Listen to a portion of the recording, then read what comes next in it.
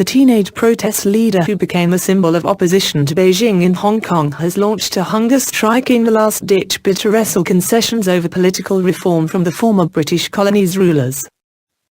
"Our humble demand is to ask for dialogue," Joshua Wong, the 18-year-old leader of the Scholarism student group, was quoted as saying by the South China Morning Post newspaper.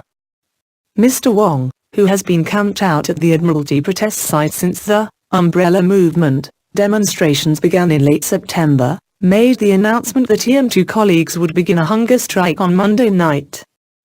Despite his youth, the bespectacled, iPhone-toting activist has become one of the protest's most prominent and influential leaders. His photograph was splashed onto the front of Time magazine in October alongside the headline, "The Face of Protest." "If Hong Kong just relies on me, the movement will fail," he told the magazine. The scholarism activists said they had decided to go on hunger strike after receiving the cold shoulder and deaf ear from authorities for more than 60 days. "We are the students shouting, hoarse and exhausted, in the face of the silent crowds," they wrote in an online post. "Today we are willing to pay the price. We are willing to take responsibility," the trio of hunger strikers added. The announcement of the hunger strike followed an outbreak of severe violence between police and protesters that began on Sunday night and dragged into Monday morning. At least 58 people, including 11 police officers, were injured when protesters attempted to surround Hong Kong's government headquarters and were repelled by police with riot gear and batons. At least 40 people were arrested.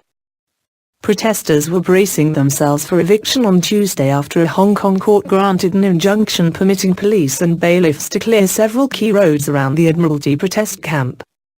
The camp, on the edge of the former colony's financial heart, is now the main focus of pro-democracy protests after another site in Mong Kok in late November. The Global Times, a Beijing-run tabloid, blamed protesters for triggering the abrupt spasm of violence this week but cautioned against a major military intervention to drive them from the streets. The mainland shouldn't be tempted to quell the unrest with troops too easily, the newspaper argued. Meanwhile, several key members of the Occupy Central protest movement, which is made up of older activists including academics, lawyers and religious leaders, announced their surrender on Tuesday afternoon. The three original founders of Hong Kong's pro-democracy Occupy movement tearfully announced they would surrender by turning themselves into police and urged protesters still on the streets to retreat. "As we prepare to surrender, we three urge the students to retreat, to put down deep roots in the community and transform the movement," said Occupy Central leader Benny Tai.